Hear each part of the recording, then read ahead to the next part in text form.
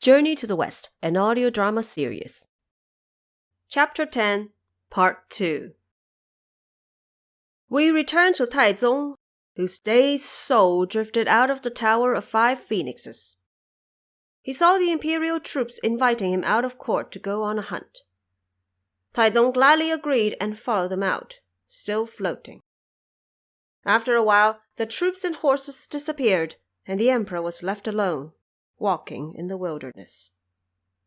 Just as he was anxiously looking for the way out, from the side a man could be heard shouting loudly, "Emperor of the Great Tang, come this way, come this way." Taizong heard the calls and looked up to find a man dressed in neat official attire. When Taizong approached him, the man began prostrating himself by the road, saying, "Your Majesty, forgive your subject for a belated welcome." Taizong asked, "Who are you? Why are you here to greet us?" The man answered, "About half a month ago, your humble subject was at the Hall of Diversity, where I saw the ghost dragon of the Jing River suing your Majesty for breaking the promise to save his life. King Qin Guang of the First Hall immediately sent ghost messengers to bring you here. That way, the plaintiff, defendant, and witness can all come together for the trial. I was made aware of the matter and therefore am here to receive you. I did not expect to be late for your arrival today. I beg you to forgive my sins." Taizong asked, "What is your name? What position do you hold?" The man answered, "When your subject was alive, I served under your father, the deceased emperor, as magistrate of Cizhou. Later, I became the vice minister of rights. My last name is Cui, and my given name is Jue. Now in the underworld, I serve as the chief judge of Fengdu." Taizong was overjoyed. Reaching out his hand to grab Cui Jue, he said, "Thank you for the trouble of traveling such a long way. Wei Zheng, who serves under us, happens to have a letter for you. What a coincidence that we managed to meet." The judge thanked the emperor and asked for the letter. Taizong then took it out from his sleeve and handed it over to Cui Jue. Cui Jue took it and opened it up on the spot. The letter was as follows. "Your young brother Wei Zheng, who is unworthy of your love, bows before the desk of my sworn older brother, the Honorable Mr. Cui. Recall our good old days traveling together, your voice and face still vivid in my memory. Years have rapidly passed by since I have last received your wise teachings. I could only serve you vegetables and fruits as offering on festive days, and had no way of knowing if you were able to enjoy them. I am grateful that you never abandoned me and gave me guidance in my dreams. That was how I first learned of your promotion. Unfortunately, the dead and living reside in separate worlds and cannot meet face to face. Now, due to the sudden demise of my emperor, I expect a trial between the plaintiff, defendant, and witness to be upon us. Hence I knew the emperor would be able to meet you, my older brother. I earnestly pray that you consider our friendship from when you were alive and do me the small favor of letting His Majesty return to life. This will be a great favor, and I will seek to thank you again in some way. I shall refrain from going into too much detail for now." The judge finished the letter and was filled with delight, saying, "Your subject has been long aware of Justice Wei decapitating the old dragon in his dream. I have nothing but compliment for him. I also owe him a great deal for taking care of my descendants. Since he wrote me a letter today, your Majesty shall calm your heart. Your humble subject will make sure you return to life and once again rise to your imperial palaces." Taizong thanked him deeply. Just as the pair were talking, two youths dressed in cyan, holding flaxen covers, arrived and shouted, "King Yan has an invitation for you. An invitation for you." Taizong then followed the two youths alongside Judge Cui. Suddenly, they arrived at a city where a huge plaque hung on the gate. On the plaque were 7 golden characters. 幽冥地府鬼门关, meaning Ghost Gate of the Underworld of Darkness. Their guides in Xi'an waved the flags to lead Taizong into the city. As they walked along the streets, they saw Taizong's father, the deceased Emperor Li Yuan, his late older brother Li Jiancheng, and his late younger brother Li Yuanji. They could be heard yelling, "Shimin is here! Shimin is here!" Shimin, if you recall, was the given name of Emperor Taizong, who claimed the throne by killing his two brothers Jiancheng and Yuanji. And there, Jiancheng and Yuanji began reaching forward, demanding Taizong's life. Taizong couldn't dodge in time and fell into their clutches. Fortunately, Judge Cui ordered a ghost guard with a blue face and sharp fangs to drive away Jiancheng and Yuanji. Only then did Taizong escape safely. They walked for a few more li and came upon a tower built with jade tiles. What a magnificent place! Hidden behind colorful mist stood a glowing structure grandiose to the extreme. Guarded by underworld monsters, this is the central gate of the underworld, beneath which lies King Yan's Hall of Diversity. Taizong was looking from the outside when he heard the sound of jade tinkling as a divinely fragrant scent entered his nose. 2 pairs of attendants with candles, followed by the 10 kings of the underworld, came down the steps. Coming out of the treasure hall of diversity, the 10 kings of the underworld bowed to welcome Taizong. Out of modesty, Taizong did not walk forward, so the 10 kings said, "Your Majesty is a human king from the world of the living. We are ghost kings from the world of the dead. This is just how things are. There is no need to be so excessively polite." Taizong said, "We have offended your honors. How dare we argue about the living and dead, or humans and ghosts?"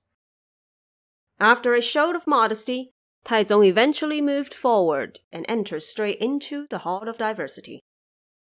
Having exchanged formalities, the host and guests took their seats.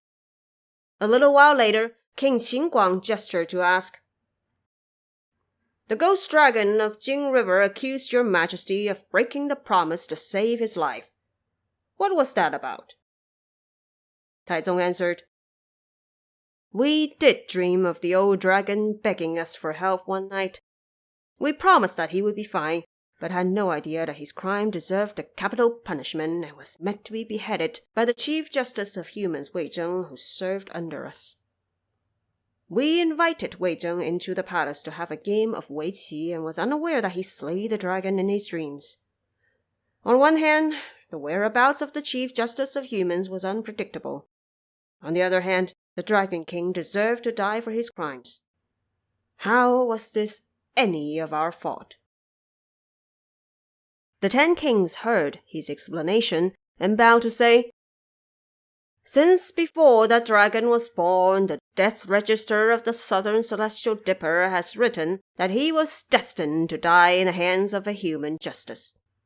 We have long been aware of that, but he just had to argue the case here and demanded your Majesty be present for the trial. We have sent him into the world of transmigration. He is on the way to rebirth. We appreciate that your Majesty made your way here despite the hardship. Please forgive us for rushing you in." When they were done, they called the judge in charge of the register of life and death, saying, "Bring the books here this instant. Check how many years of life has been granted by heaven to His Majesty." Judge Cui hurried back to his office and took out the Master Register of Life for the kings of every country in the world.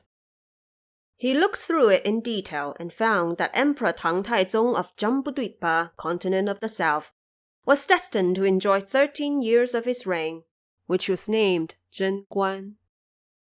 Judge Cui was shocked and quickly snatched a big brush dipped with thick ink. By adding 2 more horizontal strokes, he turned the character yi, meaning 1, into san, meaning 3, effectively turning the word 13 into 33. Only then did he hand the register over. The 10 kings read the register from the start and saw that under Taizong's name was 33 years of reign.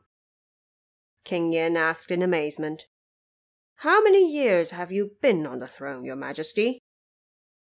Taizong answered, "It has been 13 years since we were enthroned." King Yan said, "Worry not, your majesty, you still have 20 more years of life ahead of you. Now that the case has been cleared, please return to the world of the living." Taizong heard it and bowed as thanks. The 10 kings then ordered Judge Cui and Marshal Zhu to escort Taizong back to the world above. Taizong was on his way out of the Hall of Diversity before gesturing to the 10 kings and asked, "May we ask about the well-being of the royal family, both old and young?" The 10 kings answered, "They are all well. However, we are afraid that your royal younger sister's life is coming to an end." Taizong bowed again to thank them, saying, "I can think of nothing to thank you for bringing me back to life but melons and fruits." The 10 kings happily said, "We have plenty of East melon and West melon. We lack only the South melon." The East melon is the wax gourd, the West melon is the watermelon, and the South melon is the pumpkin. Taizong said, "We will deliver it to you as soon as we return. As soon as we return." And so they bid farewell and parted. The marshal held a soul-guiding flag and walked at the front, while Judge Cui escorted Taizong out of the underworld offices. Taizong raised his head and found it was not the way he came, so he said to the judge, "This is the wrong way." The judge answered, "No, this is how things are in the underworld. There is only a way out, but not a way in. I am now sending your majesty out through the process of transmigration. On one hand, you will take a tour of hell. On the other hand, you will eventually be brought back to life." Taizong could only follow their way. After walking for a few li, they came suddenly to a high mountain, where dark clouds sank to the ground and black mist covered the skies. Taizong asked, "Mr. Cui, what mountain is this?" The judge answered, "This is Yin Shan, or Mount Yin, at the back of the underworld." Taizong asked fearfully, "How could we possibly cross it?" The judge said, "Calm yourself, your majesty. Your subjects are here to guide you." Still frightened, Taizong followed the pair and climbed up the rocks. As he looked up, this was what he saw. Rugged and jagged, this truly was no sight from the world of the living, but a dangerous place in the world of the dead. You couldn't hear the sound of animals, as ghosts and monsters hid in your surroundings. Wrapped in cold wind and black mist, the landscape was hidden, barren, with only wicked creatures by your side. This was nature without beauty. Everywhere you looked, evil spirits could be found. Underworld guards could be heard yelling over the wailing souls of the suffering. The judge and marshal could do nothing but hurry their steps out of the place. Owing to the judge's protection, Taizong made it past Mount Yin.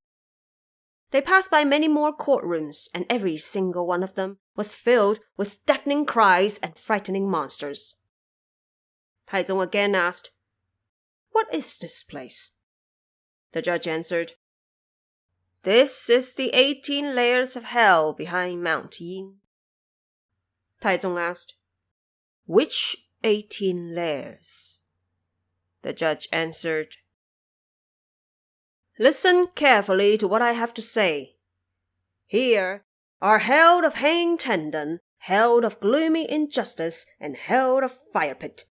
Lonesome and troubling, they are reserved for those who have profoundly sinned and are here to receive their verdict. Here are hell of Fengdu, held of pulling tongue, and held of stripping skin. Filled with crying and deep sorrow, they are reserved for the disloyal, the immoral, and the hypocritical. Here are held of crushing grind, held of pressing pound, and held of shattering torso. With torn bodies and gaping mouths, those who lie with no conscience and deceive with words end up in this place.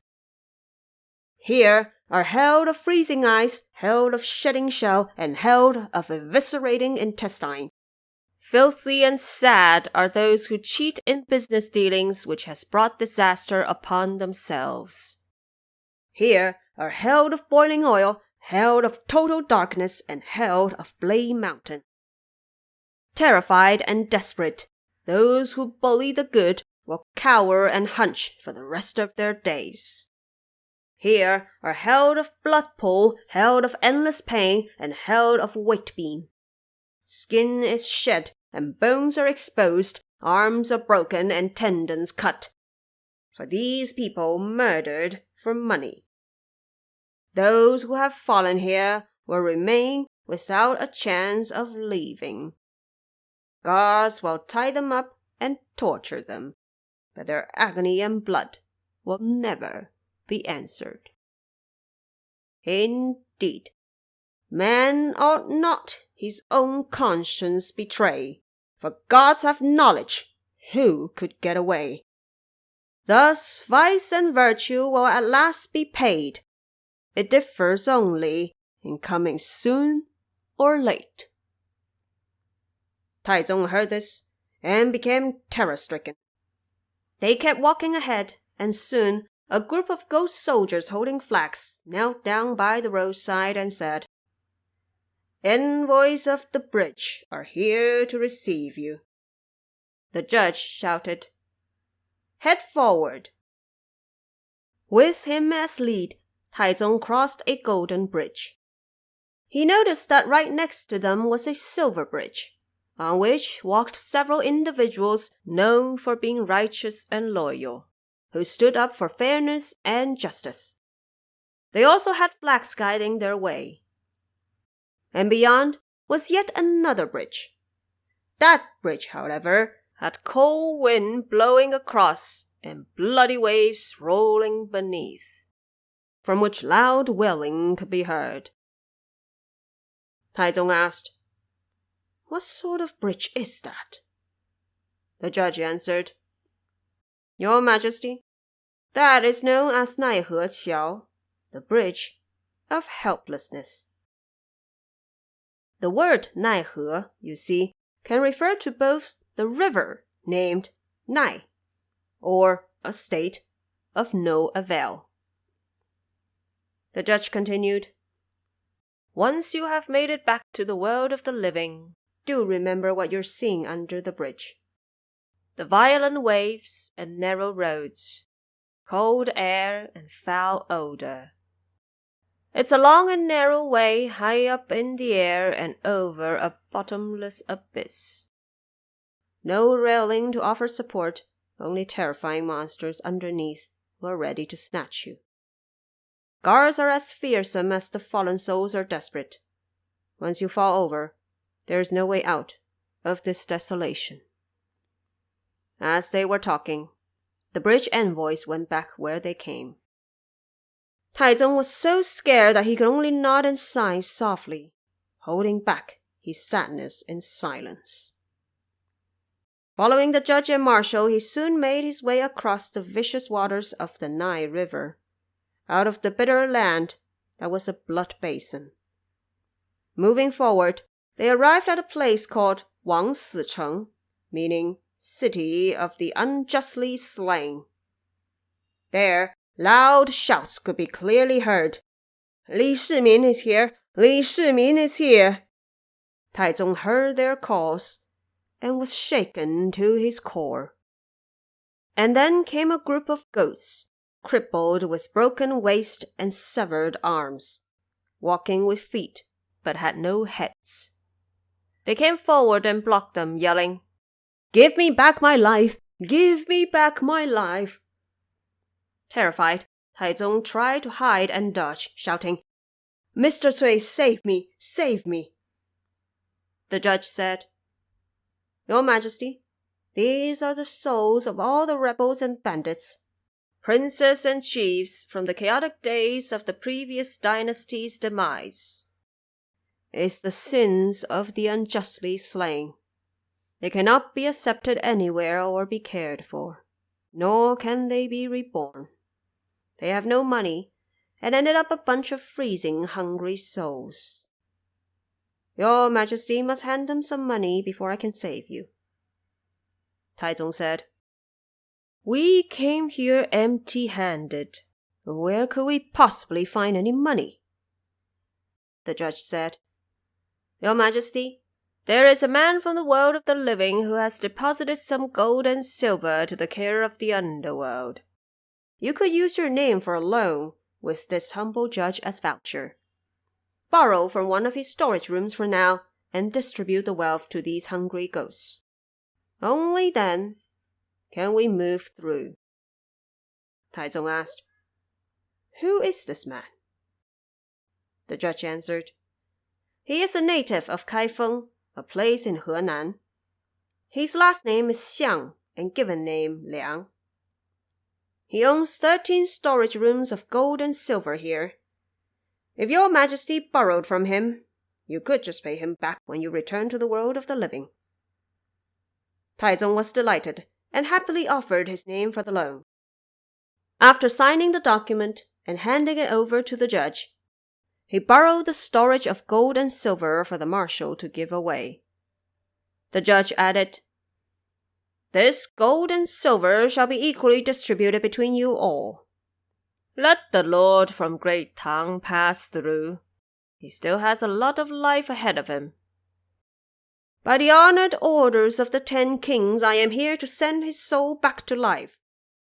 I shall instruct him to host a grand mass of land and water so you can all be reborn.